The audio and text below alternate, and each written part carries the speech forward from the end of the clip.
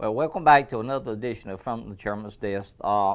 As always, a very busy place. I keep encouraging my elders and you retirees that you want something to do, just give us a phone call. Definitely we can find you something to help the Lumbee cause of the Lumbee Nation. Now, we got a couple things we want to discuss to you, but today, this program we're going to basically focus on our youth, our boys and girls. So I really want you to pay attention. Now, first thing I want to talk about is the groundbreaking and the blessing over in Scotland County. And a lot of you know where Gray Pond Church is at.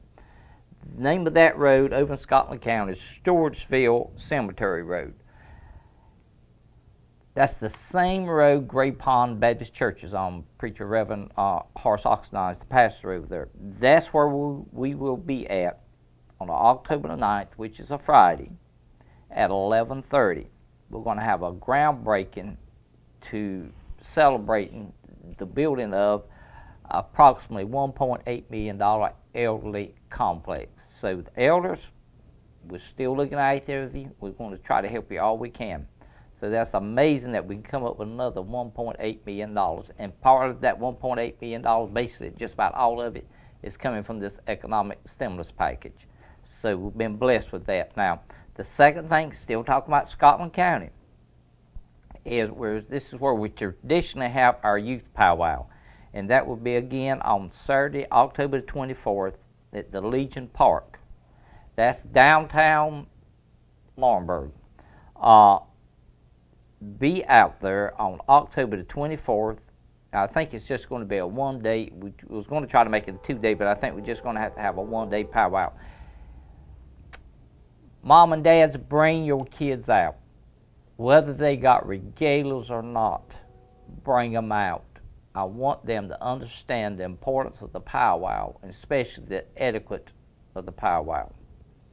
So when they get those regalias and they go to our big powwow or another powwow, they understand what's going on and they won't be nervous.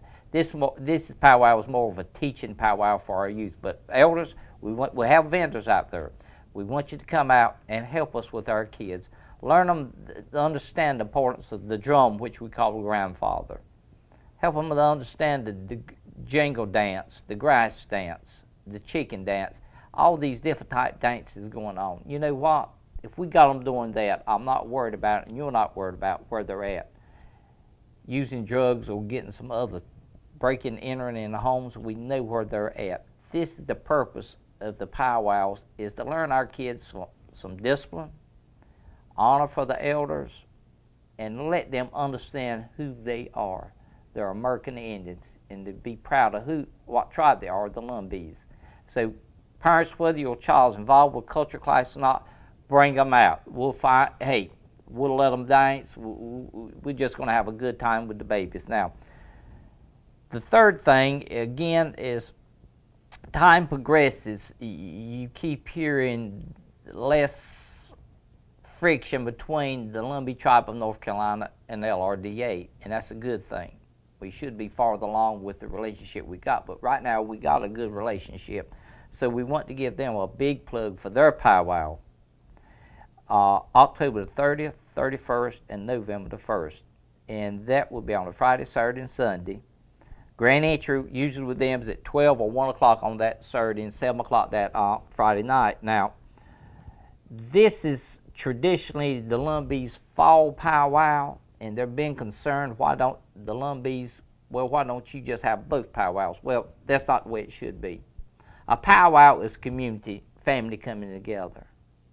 And we want to honor and we want to support LRDA's powwow because they support our spring powwow. So I really want you to come out and let's support on October the 30th, 31st, November the 1st. It'll be at LRDA's building. Let's come out and support LRDA in their powwow because they have a beautiful powwow too. And let's just hope they have beautiful weather like we had in the spring of the year, because last year they had some rough weather and we did too. So let's pray that they don't have no rain or anything like that and we have a good time at the powwow. Now, getting back to what today's program is going to be about, it's going to be about our Boys and Girls Clubs. Now, how we need to support them, not only with volunteer time, but how we need to support these clubs financially. So we got the local president of the local branch, Mr. Gary Strickland of First Bank, is going to come in and tell how First Bank is contributing to the education and the culture of our Boys and Girls Club in the land of the Lumbee. So we'll take a short break and we'll be right back with Mr. Gary Strickland.